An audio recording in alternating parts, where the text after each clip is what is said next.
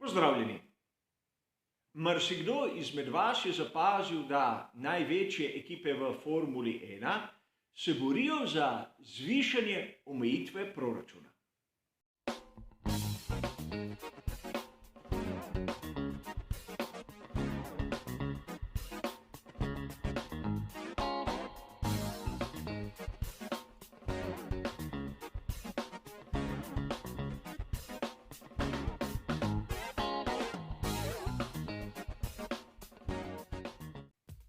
Omejitev proračuna v Formuli 1 je že rahlo kontroverzna tema. O njej smo brali in poslušali že mnogo različnih razprav, ki pa nam niso pokazale verjetno prave slike. In sedaj se predstavniki treh najmočnejših, najbogatejših ekip, in govorimo o Scuderii Ferrari, Red Bullu in seveda tovarniški ekipi Mercedes, nekako trudijo, da bi to omejitev, ki velja v tej sezoni 2022, dvignili. In imajo svoje argumente. Namreč ekipe, ki so bazirane v Veliki Britaniji, so občutile izjemno visoko inflacijo, ampak ta ni upoštevana v finančnem pravilniku FIE. Vsaj taka je njihova razlaga. In naprimer Christian Horner, glavni odgovorni pri Red Bullu, je dejal, da lahko na zadnjih 4 velikih nagradah ne bomo videli 7 ekip. In to samo zaradi tega, ker morajo spoštovati tisto, kar piše v finančnem pravilniku. Sedaj bomo videli, da tu v izjavi Hornerja je več ali manj za prikrite grožnje. A najprej moramo razumeti, zakaj sploh imamo to omejitev proračuna. Namreč v preteklosti je bilo tako, da najbogatejše ekipe so lahko porabile bistveno več denarja od onih tam zadaj, malce manj premožnih. In ker so imeli več denarja, so ga lahko vložili v razvoj in naredili bistveno boljše bolide. Bili so najboljši material, seveda zaposlili najboljše inženirje in razlika med najboljšimi in najslabšimi je bila zmeraj večja. Kar nekaj omejitev je bilo potrebno uvesti, da se je ta razlika v bistvu začela manjšati, in treba je poudariti, da pri tem so bili pri FII in Formuli 1 izjemno uspešni. Namreč ekipe niso bile nikoli tako skupaj kot v tem trenutku, ki ga doživljamo sedaj. A seveda vsakdo se bori, da bi pridobil tisto čim manjšo prednost, ki bi lahko bila odločilna. In zato pri premožnih ekipah se trudijo zvišati to omejitev. Pri tistih, ki nimajo sedeža v Veliki Britaniji in ki nimajo visokih praktično finančnih zmožnosti, pa vidimo, da ta ideja je v bistvu zavržena. Namreč pravila so jasna in enaka za vse. In če pogledamo ta primer, kjer so navedeni približno proračuni ekip pred uvedbo omejitve, bomo videli, zakaj pri Red Bullu, Ferrariju in Mercedesu se tako trudijo zvišati to mejo. In naprimer, če pogledamo ekipe, ki so na dnu, nam je tudi jasno, zakaj za njih je omejitev takšna ali drugačna v bistvu nesmiselna, kajti že tako so s težavo zbrali tisto, kar je predstavljalo maksimum po današnjih omejitvah. Torej, poglejmo si, zakaj v resnici bi lahko bilo potrebno zvišati to omejitev, katera je v resnici toliko osovražena med delavci v Formuli 1 in tudi med samimi navdušenci. Slišali smo lahko kar nekaj argumentov. Namreč, Wolf je dejal, da bi rad svoje delavce primerno plačal. Ampak, če jih ne bo primerno plačal, bodo ti lahko odšli, naprimer tudi v druge ekipe, kjer bi pa lahko pokazali svoje znanje, svoj talent. In verjetno bi odšli v slabše ekipe, kar bi zopet pomenilo, da bi se razlika zmanjšala. In treba je omeniti, da v tej skupini so tudi predstavniki skuderije Ferrari. Pri Ferrariju ta izgovor o plačilu samih tehnikov, samih mehanikov, samih inženirjev je v bistvu sama laž. Kajti v Italiji za Ferrari velja kolektivna pogodba in tu ni kakšnih praktičnih razlogov, zakaj bi pri Ferrariju v bistvu lahko zahtevali dvig te omejitve. Plače, ki jo dobijo zaposleni, so določene v kolektivni pogodbi in ne z nobeno omejitvijo, ki jo daje FIA. Slišali smo lahko tudi, da ekipe bodo imele težave s potnimi stroški z tako imenovanimi transferji. Seveda, zaradi svetovne krize smo lahko videli, da so cene šle navzgor. Ampak vemo tudi, da Formula 1 se organizira skupaj, da ima pokrovitelje, ki imajo tudi veze v logistiki in letos se je zgodilo, da se je del praktično pošiljke zataknil. Malo je manjkalo, da ne bi prišla v času tista pošiljka za veliko nagrado Avstralije. Imajo seveda pokrovitelja, ki je logist, in kjer so zaposleni v prvi osebi stopili v akcijo in rešili situacijo. Torej, tudi ta razlog mislim, da ni tisti pravi. Čeprav na koncu sezone je treba poudariti, da imajo ekipe Formule 1 kar ogromno potovanj. Namreč Severna, Južna Amerika, arabski svet, to ni prvič in verjetno tudi ne zadnjič. Sedaj moramo razumeti, zakaj je grožnja Christiana Hornerja v bistvu malce nespametna.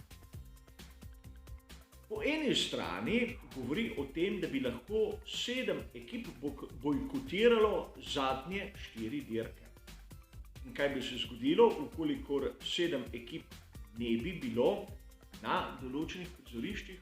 Enostavno, dirke bi odpadle. V tem lepo piše seveda športni pravilnik. Prisotnih mora biti najmanj 12 bolidov. Torej, že ukolikor bi manjkalo 5 ekip, bi bili pod tisto mejo in to krepko. Ukolikor bi dirka za svetovno prvenstvo odpadla, bi se seveda zmanjšala tudi količina denarja, ki jo imajo na razpolago ekipe. Namreč 140 milijonov dolarjev je samo indeks. Indeks za svetovno prvenstvo dolgo 21 dirk. 1.200.000 dolarjev plus ali minus je seveda tisti korekcijski faktor, ukolikor se ima več ali manj dirk. Torej, če jih bo manj, bo tudi omejitev bistveno nižja. Poleg tega imamo še en zanimiv razlog. Namreč ekipe s svojimi pokrovitelji imajo komercialne pogodbe in ne športne. Torej, ekipa podpiše svojim pokroviteljem, da bodo napisi vidni, naprimer na televizijskih prenosih. Če prenosa ni, pomeni, da pokrovitelju ni treba plačati določene vsote. In tu sem izbrskal zanimivo izjavo, ki jo je dal Franz Tost, in to z časa pandemije COVID-19, kjer je kar nekaj dirk odpadlo. In to ste priznal, da vsaka dirka, kjer ekipe ni, seveda na televizijskih ekranih, pomeni 1,5 milijona do 2 milijona manj v proračun. Torej, dvojni malus, če se malce tako lahko izrazim. Težava je še nekje drugje. Kolikor si ekipa drzne nekako izpustiti veliko nagrado, bo prišla v nemilost FIA. Namreč v športnem pravilniku je točno zapisano na začetku, da se ekipe zavežejo k temu, da bodo prisotne na vseh velikih nagradah, ki jih bodo organizirali v določeni sezoni. Seveda, tu je na začetku samega pravilnika napisano tako, recimo temu samo informativno. Treba je poudariti, da ekipe morajo podpisati izjavo. Namreč tudi ta se nahaja kot vzorec v samem delu športnega pravilnika, kjer lepo piše, da se strinjajo s tem, da bodo prisotni na vseh velikih nagradah, in v istem obrazcu, ki ga podpišejo malce spodaj, piše, da tudi, da so seznanjeni vsemi členi športnega, tehničnega, poudarjeno finančnega pravilnika FIE. Torej, ekipe kot take, recimo temu iz nekega protesta, ne smejo manjkati na nobeni veliki nagradi. Če pač niso upoštevale finančnega pravilnika, bodo ustrezno temu kaznovane, ampak izpustiti velike nagrade, kot vidite, ne smejo. Ali ne bi bilo to, recimo temu, priporočljivo. Ampak sedaj je treba tudi razmisliti, zakaj se pri ekipah na vse kriplje trudijo zvišati omejitev proračuna. Namreč videli smo lahko, da je tema izjemno pereča. Ampak razlog, zakaj bi ekipe rabile več denarja, ni ne v plačah in ne v potnih stroških. Videli smo, kako bliskovito je poskočila cena energije. In po eni strani razvoj bolida Formule 1 zahteva ogromno energije. Ne samo mentalne energije inženirjev, ampak tudi one merljive na samih števcih. Naprimer, v vetrovniku rabijo energijo, seveda, da poženejo ono ogromno vetrnico, ki ustvari zračni tok. In seveda, kolikor je energija dražja, pomeni to višji račun in na koncu to vpliva seveda tudi na skupni proračun. Kajti omejitev je postavljena navzgor, ampak razporeditev raznih delov je seveda stvar. In poleg tega še ena točka, ki bo za marsikoga zanimiva. Namreč ne samo pri razvoju določenih delov je potrebno imeti ogromno energije, tudi pri realizaciji določenih delov se porabi ogromno energije.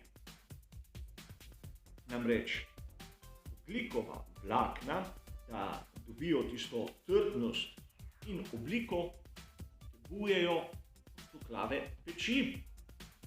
In to pomeni ogromno porabo energije, kajti tam je temperatura med 120 in 180 stopinjami Celzija in tlak okrog 6 barov. In ta proces ne traja nekaj minut, temveč nekaj ur. Torej, lahko verjamemo podatku, da pri tovarniški ekipi Mercedes so računi za energente poskočili iz približno 2 na 6 milijonov dolarjev. In to je že lahko vsota, ki prepriča marsikoga, da je treba dvigniti. Denar pri Mercedesu ni težava, težava je omejitev. In slišali smo, da v bistvu se pogovarjajo o dvigu več ali manj 5 milijonov. Kar pa pride točno v tisto, kar smo omenili malce prej. Seveda gre za špekulacije. Pa vidimo lahko, da v današnji Formuli 1 se bijejo politične igre, zato da bi najbogatejši zopet ohranili prednost.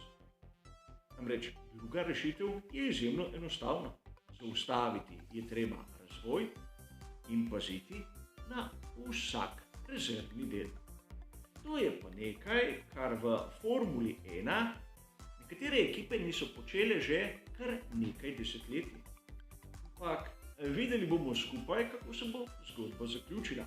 Za danes je seveda to vse. Hvala za vašo pozornost ter seveda naslednjič.